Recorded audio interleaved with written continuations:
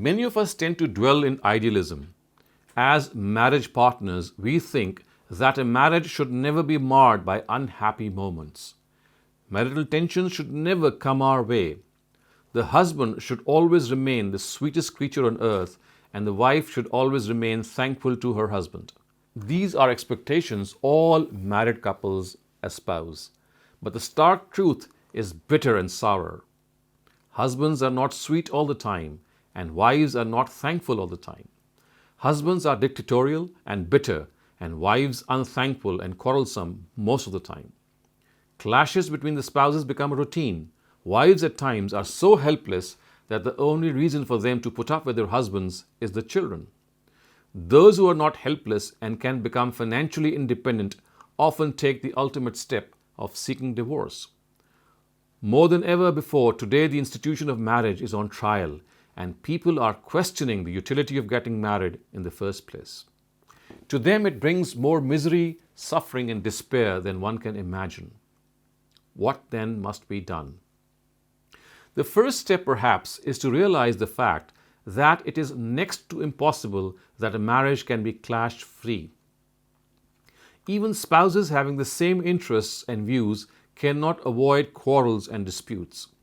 So, first of all, a strategy needs to be worked out that can resolve clashes every time they arise. It is the success or failure of this conflict resolution strategy that can make a heaven or hell of marriage. I would like to propose a strategy that can perhaps be considered as a starting point. Firstly, a husband should note down his own mistakes and shortcomings which he genuinely acknowledges as ones that may bother his wife. A wife, in turn, should do the same.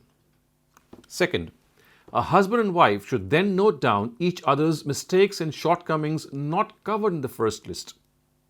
This would in fact constitute mistakes and shortcomings which the other does not acknowledge as mistakes and shortcomings. Third, the lists should now be mutually exchanged. Each of the two should now set about correcting the acknowledged mistakes and shortcomings. These mistakes will not go away overnight. However, the will to overcome them means that the job is half done. The next half is to hold oneself responsible each night before going to sleep for every outbreak of that mistake on that particular day and urging oneself to do better the next time. 4. In this regard, once the two know each other's acknowledged mistakes and shortcomings, one thing will happen, or in fact should happen. Each time there is an outbreak of such a mistake, the one responsible for it should thoroughly apologize to the other and in fact ask him or her to give allowance and pray that this does not happen again. This will earn the one committing excess the sympathy of the other. The fifth step is that once work is progressing steadily on this list, the other lists should be taken up. Now, this list would require some discussion between the two, as it constitutes mistakes and shortcomings of a spouse which the other does not acknowledge.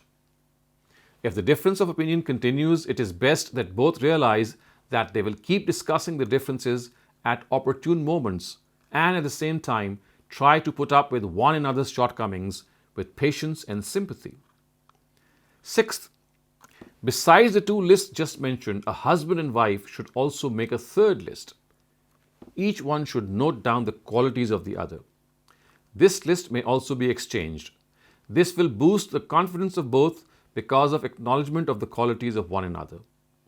One of the greatest reasons for clash and conflict is anger and frustration that may arise in one spouse for the other for various reasons.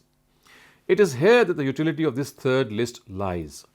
One's first reaction to the emotions of anger arising within oneself should be to at once remember the qualities of one's spouse and the benefits drawn from him or her.